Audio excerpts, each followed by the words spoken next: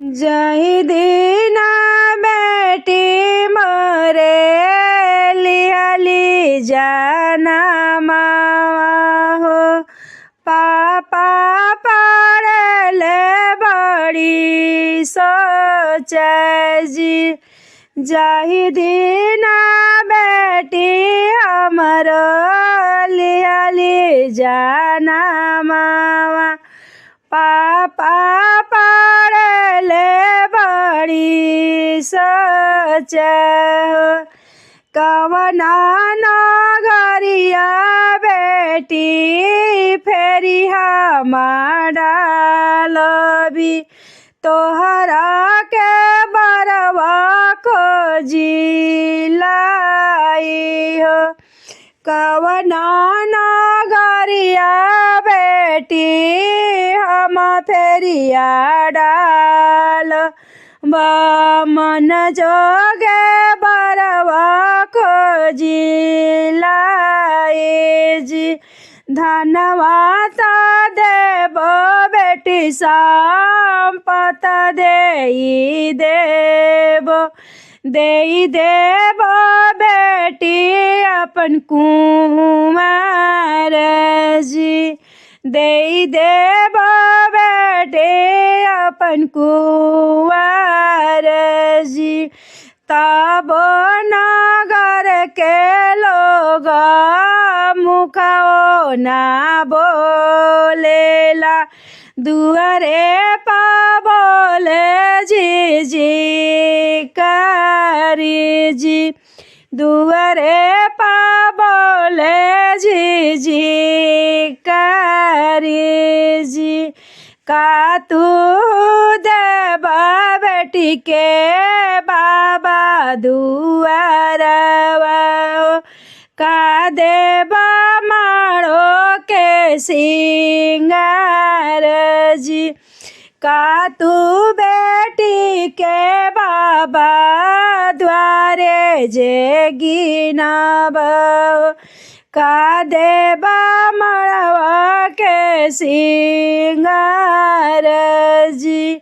हम हूँ ताई समधी बहुते गरीबावा हो। एक ही संपत मोरा बाटे जी। एक ही संपत मोरा बाटे जी। दुआरे हम धोई समधी तोहरो चरनिया हो। तोहरा से करब हम मिलन जी। तोहरे से करब हम मिलन जी। मारवा हम देबो समधी दिल के टुकड़ा हो। उहे हई जनम के पूजी जी। मारवा हम देबो समधी नैन के ज्योतिया उहे हई संपत हमार जी। एतना बचन समधी सुनहि ना पावेले उठेले धोती जहराई जी। फिर जाहू जना फिर जाहू बाजना नाही करब बेटा के बिया जी।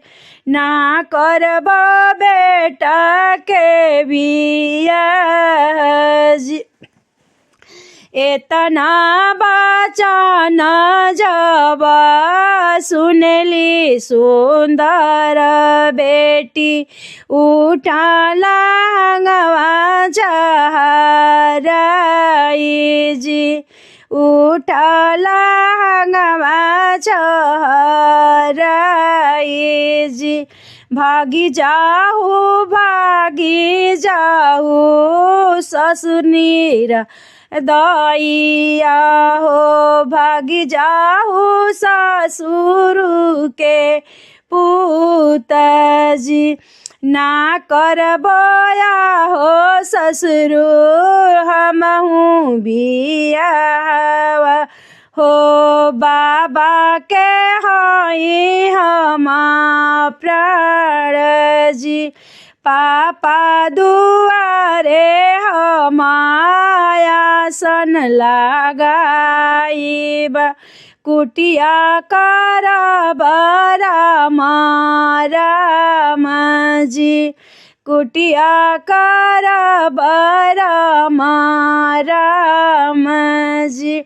एतना बचन जब सुन बेटी के बाबा, नैना ही ढूरे उनका लोर जी। जहु तू तू बेटी नाना बतेला हो, घरवा में रखती छुपाई जी। जहु तू बेटी बेटा जे हमारो हो, कुटिया कर तू राम जी। घरवा बेचब बेटी बेचबो दुआरवा हो, करी देब तोहरो बियाह जी। तोहरे बियाह से बेटी सफल जिंदगानिया हो, बसी जाई दुनिया तोहर जी, बसी जाई है दुनिया तो